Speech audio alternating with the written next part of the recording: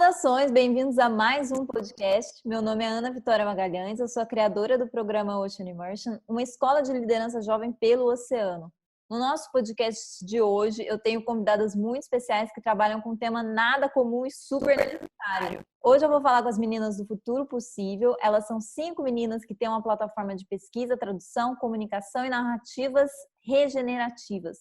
Elas falam também sobre futuro, economia, negócios, filosofia e cidadania. Eu falo hoje com Lua Couto, organizadora de narrativas regenerativas e facilitadora de processos co-criativos. Lua nutre uma relação espiritual com a Terra, foi nascida na Amazônia, atuou ao longo da sua carreira como comunicadora junto com organizações tecendo narrativas mais humanas em meio ao caos. É idealizadora e cofundadora do Futuro Possível. Esse espaço das meninas é super legal, o Futuro Possível é super interessante, tem muito material de alta qualidade ali para a gente estudar mais sobre todos esses temas super interessantes que eu também às vezes acabo trazendo para o Ocean Immersion. Então, meninas, vocês têm também um curso, é isso? Isso, a gente já é um spoiler, né, Ana? Porque o curso vai ser lançado às 18 horas, na verdade. Hoje? O curso vai ser lançado hoje, o primeiro curso online do Futuro Possível, né? Legal. E é um curso que chama Caminhos para o Futuro Possível. Uhum. E nesse curso, a ideia é costurar alguns temas que são temas base da cultura regenerativa enquanto disciplina. Então, dentro do curso, que a gente diz que é uma introdução a culturas regenerativas, a gente vai abordar vários temas, né? Algum deles com uma perspectiva mais científica, outros com uma perspectiva mais intuitiva, e a gente vai trazer também alguns cases para a gente analisar e ver caminhos possíveis que já estão emergindo, né? E que são caminhos para um futuro mais desejável assim, para a gente. Então, no curso a gente vai abordar teoria de Gaia, uma introdução à teoria de Gaia. A gente vai falar um pouco sobre o que é um sistema regenerativo, o que é um sistema degenerativo. A gente vai falar um pouco sobre inovação sustentável e inovação transformadora, qual é a diferença entre elas. A gente vai falar um pouco sobre o que é cultura regenerativa. Muito legal. A gente vai falar sobre o trabalho do Goethe, que traz uma perspectiva mais fenomenológica do mundo, né, mais de observação. A gente vai ter alguns momentos de meditação coletiva, vai ter dever de casa, vai ter um e-book, vai ter muitas coisas para a gente aprofundar assim, os nossos estudos nessa área que é tão bonita, tão inspiradora legal. E tão diversa. E como, agora eu estou pensando, como que vocês se conheceram? Porque são um grupo de 5 meninas, certo? Nós somos 4 meninas e um menino. Ah, legal. Então são 5 pessoas, pronto. E vocês se reuniram como que vocês tiveram a ideia de criar essa plataforma? Então, em julho do ano passado, eu senti, na verdade, de que eu queria muito começar a compartilhar os conhecimentos que eu vinha acumulando ao longo dos últimos 3 anos. Conhecimentos esses que pareciam desconectados até determinado momento. Eu comecei a estudar um pouco sobre economias colaborativas, comecei a estudar bastante sobre espiritualidade, comecei a estudar sobre economia, mas numa perspectiva não dessa economia que a gente chama de economia da separação, né? Mas de uma nova economia. Comecei a estudar um pouco de biologia e assim coisas que pareciam num primeiro momento meio desconectadas, né? Assim, cada uma na sua caixinha, mas eram coisas que me interessavam assim. E eu comecei a estudar nesse desejo de aprendizado mesmo. Que legal. E aí, em algum momento do ano passado, eu conheci o trabalho do Daniel Wall, que é o cara que escreveu um livro que chama Design de Culturas Regenerativas. A gente diz que é a Bíblia das culturas regenerativas, porque ele vem costurar muito de um trabalho de vários outros autores e protagonistas que vinham fazendo seus trabalhos em áreas que juntas formam o que a gente chama de culturas regenerativas. Que legal. E aí, quando eu cheguei nesse livro, eu entendi que aquelas coisas que eu estava estudando de maneira separada, ele tinha costurado. Uhum. E aí foi foi assim um momento de êxtase, dizer, eu quero estudar isso. E Caramba! aí, e daí comecei a estudar, e quando foi em agosto, eu senti assim, falei, meu Deus, as pessoas precisam saber que isso existe, e isso precisa se difundir de alguma maneira. E daí criei o perfil no Instagram. E aí, num primeiro momento muito informal, assim, vou pondo as coisas que eu estou estudando, os livros que eu estou vendo, os autores que eu estou conhecendo. E aí, quando eu comecei esse movimento, as pessoas foram chegando como consequência, assim. E nós 5, a gente tem uma história bem legal, porque eu só conheço um deles pessoalmente. Todos os outros a gente só se conhece pela telinha. Caramba! Que engraçado! Muito legal isso. E, as pessoas foram chegando. A Ana, que foi a primeira que chegou nesse movimento, veio. Eu fui falar com ela porque ela trabalha com ilustração, né? A Ana é engenheira civil, estuda design para sustentabilidade. Mas eu conhecia mais o trabalho dela como ilustradora. E aí, quando eu fui conversar com ela pelo inbox, ela disse: então, vi que tu tem um futuro possível, eu queria muito colaborar. Que legal. E aí ela começou dessa maneira.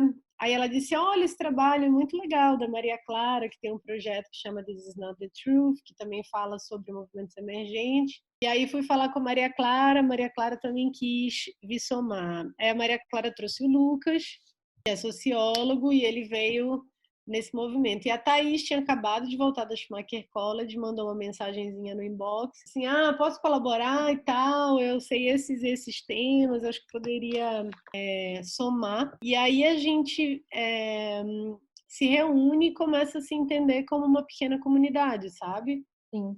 É uma pequena comunidade de pessoas que querem estudar regeneração e que querem disseminar ela para o mundo. Então a gente nasce dessa maneira. Você falou de muitas coisas super legais e super interessantes. E ontem, inclusive, foi o dia que eu gravei um podcast com a Lala. Eu fiz um podcast com ela, a gente conversou exatamente sobre a teoria de Gaia, que eu acho pessoalmente também fantástica.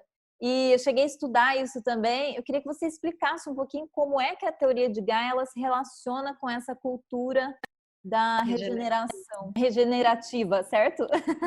Isso. Olha, a teoria de Gaia não é a minha praia, é a praia da Thaís, tá? Sim. Mas o que eu posso te dizer é que o que culturas regenerativas vai dialogar com essas disciplinas que estudam a relação com a Terra é porque cultura regenerativa ela parte do princípio de que regenerar é devolver para o planeta mais do que a gente tira, né? Então, dentro de culturas regenerativas, se a gente for ver, por exemplo, empreendedorismo regenerativo, são empresas que devolvem para o planeta mais do que retiram. Uhum. São empresas que, por exemplo, elas colocam na conta, né, do produto tudo aquilo que elas extraem do meio ambiente. Então, eu vou te dar um exemplo.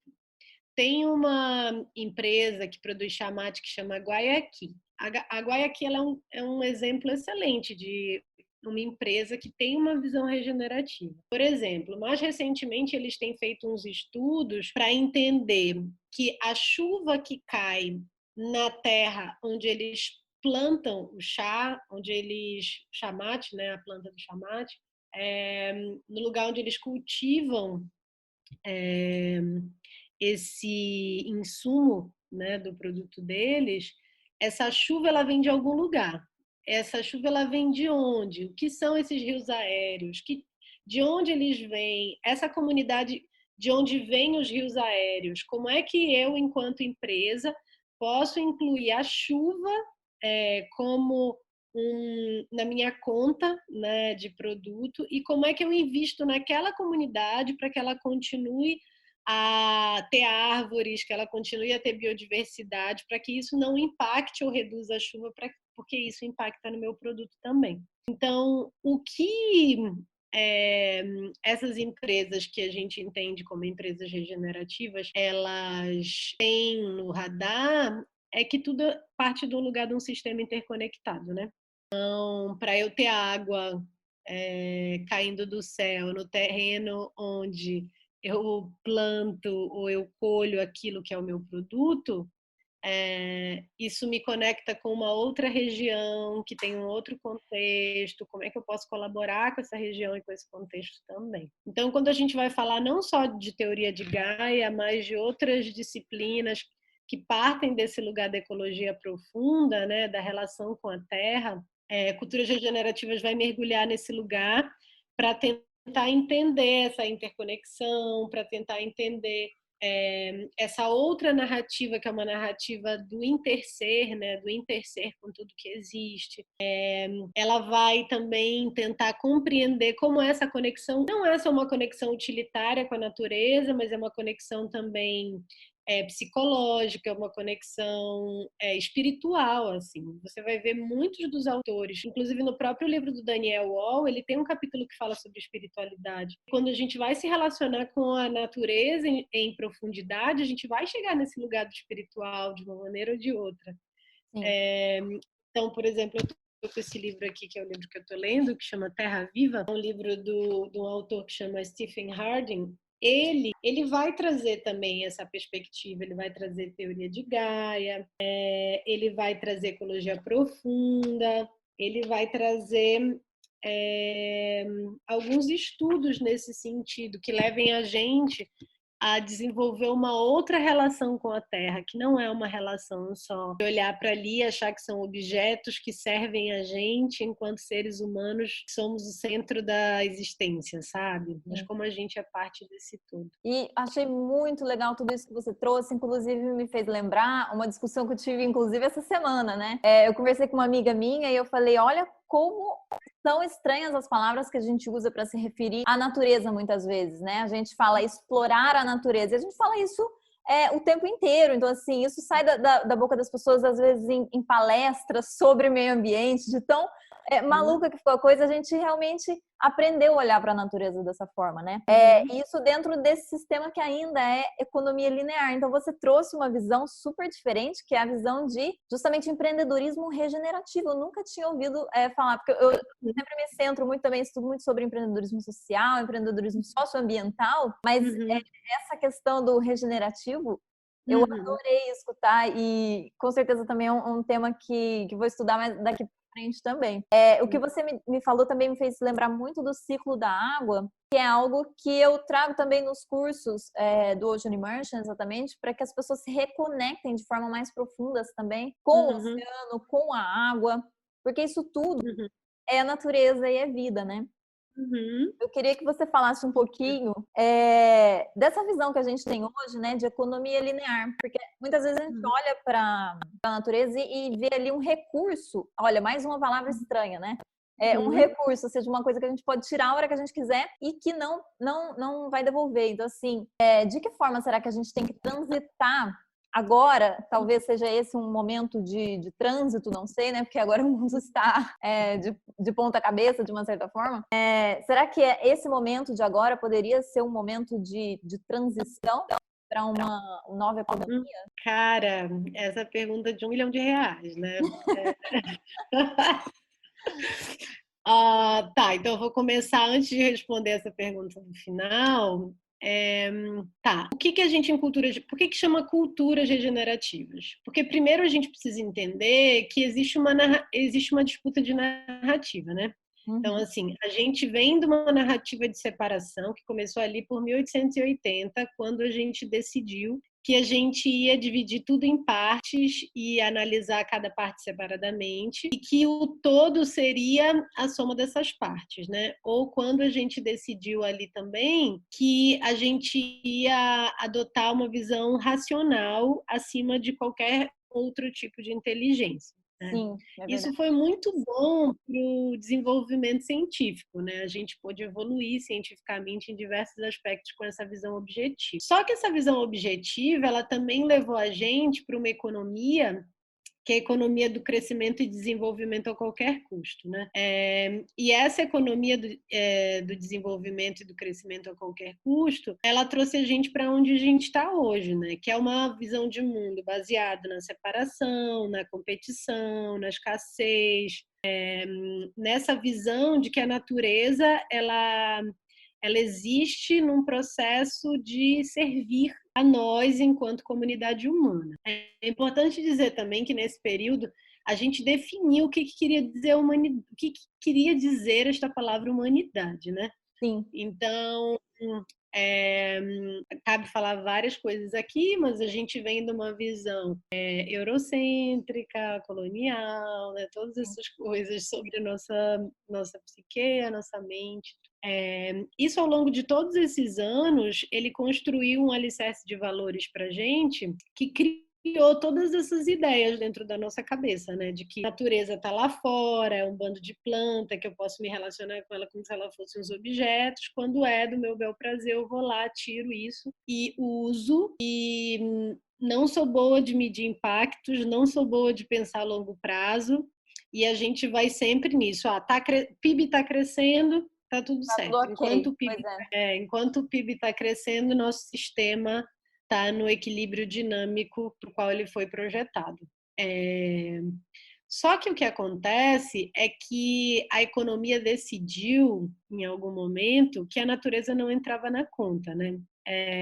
E aí é muito engraçado, porque tem um livro do autor que chama Sérgio Latouche, que é um francês, que é esse livro também que eu vou indicar, chama Pequeno Tratado do Decrescimento Sereno. Legal. E ele fala assim, que querer crescer infinitamente num planeta finito ou é coisa de louco ou de economista. É que não tem como, né? Não faz sentido, não tem para como. onde crescer. Porque se o recurso acabar, para onde que vai crescer, não é? E aí, o que a gente está vivendo agora nessa crise é vivendo os limites planetários, né? O limite, a Terra dizendo para a gente que a gente extrapolou algumas barreiras. E aí o Latouche, ele fala no livro dele também, é uma coisa muito interessante, porque ele diz que quem trabalha com essa visão de mundo, que a gente chama de narrativa do encontro, né? Que é quando a gente vai se encontrar de novo, entender que nós e a natureza somos um, que nós, enquanto seres, nós vivemos nos interrelacionando o tempo inteiro e promovendo consequências e gatilhos nesse sistema a partir dos nossos atos. Sérgio Latouche vai dizer que quem estuda e fala sobre isso, né, sobre os problemas desse sistema de valores dos quais a gente está entendendo que eles não são mais válidos, ou parte deles, pelo menos, não é mais válida. Essas pessoas, elas, ao mesmo tempo, elas chovem no molhado e elas falam sozinhas no deserto. Por quê? Chovem no molhado porque quando a gente explica que não dá para crescer infinitamente dentro de um planeta finito, qualquer pessoa consegue entender e concordar. Quando a gente e aí é simples, mas quando a gente vai dizer que para que a gente resolva esse problema, a gente precisa mudar a forma como a gente vive, aí você está falando sozinho. Porque ninguém quer mudar, né? É uma luta. Porque é muito difícil mudar o sistema de valores, né? É um processo de longo prazo. E a gente sempre acredita que tudo que é de longo prazo dá muito trabalho, é muito difícil. Só que a natureza, ela age a longo prazo.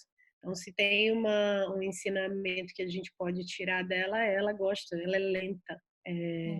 E como a gente pode olhar para essa natureza e aprender com ela, entender que a gente está dentro de um processo de evolução, que a gente sim pode, esse momento pode ser que seja um tipping point, assim, sabe, de mudança para essa outra narrativa. Mas o que a gente tem um autor que é o Charles Eisenstein, ele vai falar que a gente está no vazio entre a narrativa da separação e a narrativa do encontro. E a gente está nesse vazio porque essa narrativa da separação ela ainda está muito presente. E a gente ainda não conseguiu se abrir plenamente para tentar vislumbrar o que é esse novo mundo, sabe? E aí, para responder a tua pergunta, a gente está num momento muito importante, né? Historicamente, que é um momento que a gente pode assumir como esse momento de ok, vamos fazer alguma coisa agora, né? Já passamos de vários limites. Como diz lá no meu, lá de onde eu venho, a água já está batendo na bunda. A gente fala isso também em Minas Gerais, sim, sim. A gente precisa fazer alguma coisa. Então, eu acho que esse é o primeiro. Não é o primeiro, né? Porque já tem vários autores falando isso desde a década de 60, Sim. de 70. Mas acho que a gente está sentindo na pele, assim, né? O que quer dizer existir em interconexão, o que quer dizer aprender a viver com conforto dentro dos limites do nosso planeta. E o próprio vírus agora ele nos mostra que nós estamos em rede, né? Não adianta a gente pensar que é cada um no seu quadrado, cada um está separadinho ali, porque a gente acostumou, você falou muito bem isso, a gente acostumou a ver as coisas e colocar elas em muitas gavetinhas. E quando vê as coisas não são, na verdade, assim, né? A gente só acostumou a olhar para as coisas dessa forma, digamos, pelo nosso sistema educacional e etc. A gente vai acostumando a ver esse tipo de coisa. Eu queria saber se nos métodos que vocês ensinam também, vocês, no curso, por exemplo, que vocês vão começar agora, vocês trazem essa perspectiva do holístico, ou seja, um olhar em rede, um olhar holístico para os problemas até? Uma das bases da cultura regenerativa, ela vai ser esse lugar da visão sistêmica, né? De entender o sistema vivo e como é que a gente faz parte dele e o que significa fazer parte de um sistema complexo, como a gente pode olhar para tudo que a gente faz, né, com essa visão mais ampla, mais holística, como você falou. No curso a gente vai falar bastante sobre isso, porque quando a gente fala do que é cultura regenerativa, a gente precisa falar sobre esse interser, né, sobre essas relações de existir num mundo em interconexão com os outros seres. E para além dessa visão, eu acho que a própria disciplina, ela é uma disciplina que abarca tantas outras dentro dela, né? É um lugar, é um espaço transdisciplinar que a gente naturalmente vai navegar da biologia para a economia, para a física, para negócios, para colaboração, para biomimética, para tantas coisas que cabem embaixo, sabe? E que vão alimentando, e para a espiritualidade também. Sim. Eu e Thaís, a Thaís, né, ela fez essa formação em ciências holísticas, eu venho do lugar de estudar e de fazer algumas formações também dentro de espiritualidade, então tanto eu quanto ela, a gente se preocupa muito com como a gente inclui nesses processos educativos experiências que vão além da razão, né? Além da mente, assim, como a gente inclui experiências que sejam sensoriais, experiências que sejam espirituais também, experiências que sejam mais ricas, assim, que ativem não só a nossa mente, mas o nosso coração, o nosso desejo de fazer, né, as nossas mãos. Porque a gente também está conectado, né? Eu gosto muito de um psicólogo, que ele falou, inclusive, essa semana, que a gente criou essa ideia de que a gente é mente e corpo, né, separados, a partir de um tempo na história. Acho que é muito antigo, já não lembro mais de cabeça. Mas, na verdade, já tinha um estudo lá dos gregos que falavam que não existe a separação. Nós somos, na verdade, uma coisa só. Então, assim, tudo é muito legal você trazer esse tipo de discussão também para dentro de um curso. Integrativo, sim, é um processo integrativo, total. Sim. Os indianos, eles vão chamar de mente-corpo. Não é mente e corpo, ou mente ou corpo, mente-corpo, né? E eu acho que dentro desse lugar do holismo, assim, a gente vai tentar fazer um processo de integração de polaridade, sabe? Porque quando a gente fala de narrativa da separação, a gente está falando sobre isso, sobre o que nos separa o tempo inteiro. O que nos separa da natureza, o que nos separa do outro, o que nos separa de nós mesmos. Assim. Então, por exemplo, o próprio Otto Scharmer, da teoria U, né, ele vai trabalhar em cima dessas 3 desconexões também. A desconexão de mim comigo mesmo, a minha desconexão com o outro e a desconexão com a natureza. E eu vejo esse trabalho integrativo bem dentro de culturas regenerativas. Então, quando a gente fala de uma reconexão com a natureza, é dessa reconexão em diversas dimensões com a Terra. Numa reconexão mental, uma reconexão emocional, uma reconexão espiritual, sabe? Quando eu falo de uma reconexão com o outro, é um resgate dessa capacidade comunitária que a gente perdeu por conta da narrativa da separação. Então, vai se bater muito na importância da comunidade, né? Da comunidade como uma ponte entre o indivíduo e a mudança que eu quero ver no mundo. Então, todo o trabalho de culturas regenerativas, ele é um trabalho colaborativo e é um trabalho que vai muito em cima de construção de comunidade, sabe? Muito legal. E dessa reconexão de mim comigo mesmo, porque naturalmente esse processo ele parte de um lugar interno, sabe? Tem uma frase também que é muito bonita que está no livro do Daniel, que eu não sei se é dele ou se é de alguém, de um outro autor, que ele fala assim, que buscando a natureza da alma, a gente encontra a alma da natureza, sabe? Que é uma conexão, assim, quando eu mergulho em mim, eu vou me encontrar com a natureza. Eu acho que isso está totalmente certo, porque, inclusive, foi uma coisa que aconteceu comigo. Quando eu passei, enfim, a me autoconhecer melhor e a entender melhor os processos que estavam dentro de mim, a processar melhor as minhas emoções, isso com muita terapia também, né? Porque é uma coisa que leva anos, é um processo, às vezes, para a vida inteira. Eu passei a observar o mundo de outra forma, e aí você passa a ter um olhar para o outro, mais empático, e um olhar para a natureza também. Não, é impossível, eu acho, você não sair dessa casquinha, né? Conforme você vai se conhecendo. Então, acho que isso é muito legal de trazer justamente para um curso também. Eu tenho muitas críticas ao sistema tradicional de educação, porque eu acho que muitas vezes a gente é engavetado e aprende as coisas forçada e com decoração, e não são coisas que são fluidas, sabe? Então, é muito bonito ver o modo como vocês trazem também essa educação de uma forma reformulada, né? A gente chama de deseducação. Por quê? Porque o que a gente chama de educação, na verdade, é escolarização, né? Então, é do tipo, a gente se escolariza, a gente não se educa, né? A gente aprende aquilo que é necessário para que a gente atenda esse sistema do capital. É isso que a gente faz na escola. Sim, com certeza. É hoje de manhã a gente estava na reunião com um cara que chama Rob Hopkins. Ele, inclusive, outro livro que eu vou indicar. Ele tem um livro que chama Do que é para o IC, né? From What Is to What If.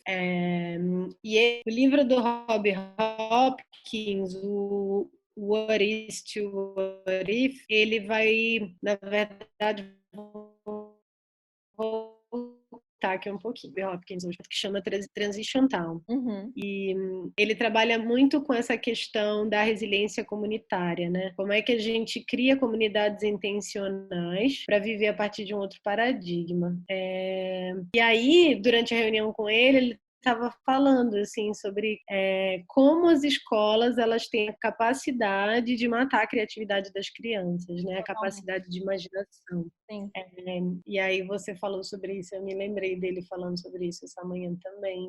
Né? Eu me lembro até de mim mesma, porque quando eu sempre fui muito criativa e na escola eu não tinha esse espaço, então eu só fui realmente desenvolver minha criatividade quando eu fiz a universidade de arquitetura, porque antes disso e eu me sentia muito mal, eu não entendia por quê, me sentia extremamente mal na escola, eu não entendia por quê, e hoje eu consigo compreender porque é isso, as crianças elas não têm um espaço para desenvolver a criatividade, elas são o tempo inteiro podadas e elas não conseguem, né, desenvolver algo que seja, enfim, elas mesmas, né? Elas são podadas para caber dentro de um sistema.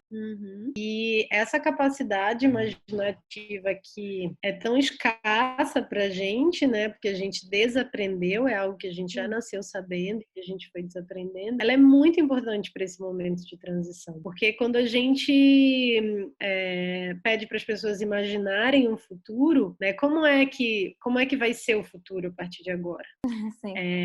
Você fechar o olho, o que você consegue imaginar assim? Você consegue imaginar em que a gente tenha cidades mais conectadas com a natureza, as empresas sejam regenerativas, a gente consegue imaginar como é essa cidade, que cheiro tem, como é que você está vestido, como é que é o visual. As pessoas têm dificuldade. Por quê? Porque a gente tem a nossa capacidade imaginativa muito podada, né? A gente vem de um processo de empobrecimento da nossa psique, assim, do nosso inconsciente. A gente parou de contar histórias há muito tempo atrás, né? E hoje as telas, de uma maneira geral, elas entregam tudo pra gente pronto, a gente não precisa imaginar, né? Então a gente está sentindo muita falta dessa capacidade criativa e imaginativa nesse momento. Sim. Então, quando a gente vê narrativas dizendo assim, o mundo está acabando, é muito mais fácil pra gente imaginar o fim do mundo, porque a gente já viu o fim do mundo muitas vezes nas telas de cinema, né, de desenhos. Então, pra gente é fácil imaginar o fim do mundo. Agora, pede pra gente imaginar o que vai acontecer de bom depois desse momento. A gente não tem imaginário, sabe? Então, por isso que esse processo, não só com a mente, com essa mente racional, né, ele é muito importante, mas da gente alimentar com cultura não, com arte, com mágica, com misticismo, com histórias, sabe, como se contavam antigamente, porque isso também enriquece muito a nossa capacidade imaginativa. Com certeza. Eu adorei esse papo que a gente teve. Eu vou ter que encerrar agora, mas olha, eu quero que você dê, pra gente encerrar esse podcast com chave de ouro, eu queria que você falasse um pouquinho, porque para os jovens, por exemplo, que enfim, estão vivendo nessa época agora. Como é que eles, se eles estão ouvindo esse podcast pela primeira vez, nunca ouviram falar sobre esses temas antes e podem sentir até, às vezes, algum incômodo na primeira vez que escutar sobre isso, mas vamos falar um pouquinho como é que a gente faz para sair dessa mentalidade de competição para uma mentalidade de cooperação. É o que a gente precisa agora. Nós somos seres sociais, naturalmente, né? E todos nós temos as mesmas necessidades básicas, né? A gente quer ser amado, a gente precisa se alimentar, a gente precisa vestir, a gente quer ser reconhecido. Então, assim, a gente tem uma capacidade de empatia nata, porque todos nós precisamos das mesmas coisas, e é nesse lugar de empatia profunda que eu acredito que a gente é capaz de promover uma reconexão, sabe, de mim com o outro, assim. Então, acho que esse é o primeiro ponto. Primeiro, a gente partir desse lugar de que isso é natural pra gente. O natural não é a competição, sabe? E com essa certeza, assim, no coração, a gente ir para um exercício de comunidade mesmo. Então, no bairro onde eu moro, deixa eu olhar para o lado. O que eu posso fazer junto com essas pessoas? Por exemplo, nesse momento de coronavírus, sabe? O que o meu bairro está precisando? E eu acho que essa nossa capacidade de conexão com o outro, ela brota do exercício, assim, sabe? Ela brota desse lugar de experimentar e de sentir como eu me sinto bem quando eu colaboro com o grupo, sabe? Com o qual eu faço parte. Como eu me sinto bem quando eu encontro os meus pares, assim. Como a gente está com esse fluxo de colaboração muito bloqueado pelo sistema, né? Não é um sistema que ajuda a gente a se conectar. A gente perdeu esse gostinho, sabe? De como é encontrar pessoas que, por exemplo, querem estudar as mesmas coisas que eu e não botar o capital no meio, né? Como é que eu posso criar um grupo de estudos sobre um assunto? Como é que eu posso, junto com o meu bairro, promover alguma forma de colaboração e de troca? Como é que eu posso agora, através da internet, organizar uma ajuda coletiva para alguém que esteja precisando? Então, eu acho que o que me vem à cabeça de imediato é experimentem colaborar uns com os outros, sabe? Porque aí você sente, assim, não é só através, eu sei que eu preciso, mas a experiência ela é importante para a compreensão, né? Então, se eu quero saber como é que eu faço para colaborar, eu preciso colaborar para saber como eu me sinto, sabe? Sim. A gente tem que começar de algum lado também, né? Porque muitas vezes eu vejo as pessoas perdidas e me procurando até para perguntar: eu tenho uma ideia tal, mas eu tenho muito medo de tirar ela do papel. Então a gente vive nessa coisa do medo e da competição. E aí, se eu contar isso para alguém vai me copiar. Então, de novo, a coisa da competição. Então, eu vejo os jovens, principalmente, né, que é o público que eu trabalho, tem ainda esse sistema, digamos, operando dentro deles. Então, é muito importante a gente começar por algum lado e ver que as coisas podem ser diferentes. Não, eu ia só dizer que a experiência faz muita diferença, do tipo, experimentar e sentir na própria pele, sabe? Então, se a gente for ficar só nesse lugar da mente, a mente vai dizer todas essas coisas, é o ego, ele vai que alguém vai me roubar, ele vai dizer que eu não sou boa o suficiente, ele vai dizer essa mente, né, que está com todo esse sistema cultural ativo ali dentro, ela vai dizer todas essas coisas pra gente. Mas o nosso corpo também tem uma inteligência, as nossas mãos, o nosso coração, sabe? Todos esses sentidos que a gente tem. A própria intuição, né? Também Sim. fala muito. Então, experimentar o que é estar em comunidade é muito importante para a gente promover essa mudança nesses padrões cerebrais. Maravilhoso, toda essa conversa, adorei conversar com você. Eu queria que você deixasse agora os links que vocês têm, Instagram, etc, para o pessoal. Eu vou deixar na descrição também desse vídeo, mas pode deixar os links para o pessoal encontrar vocês. Então, a gente tem um perfil no Instagram que chama @futuropossível. A gente tem uma revista no Medium, que aí lá pelo Instagram você encontra o link dela. E a gente tem também uma comunidade no Telegram, que é uma tentativa nossa de estar mais próximo das pessoas. Então lá vocês podem perguntar coisas mais específicas, do tipo, quero começar um trabalho comunitário. Vocês têm links, livros, referências. Então esse trabalho lá na comunidade do Telegram, ele é mais próximo das pessoas. Elas têm chance de perguntar, a gente tem chance de compartilhar soluções mais focais, assim, para cada um. E aí o curso online a gente lança daqui a pouco, às 18. E também tá lá no link da bio do Instagram. Tá bem. Olha, muitíssimo obrigada. Pessoal que está assistindo, obrigada também por acompanhar a gente até aqui. E um beijo para vocês. Até o próximo vídeo. Obrigada, Ana.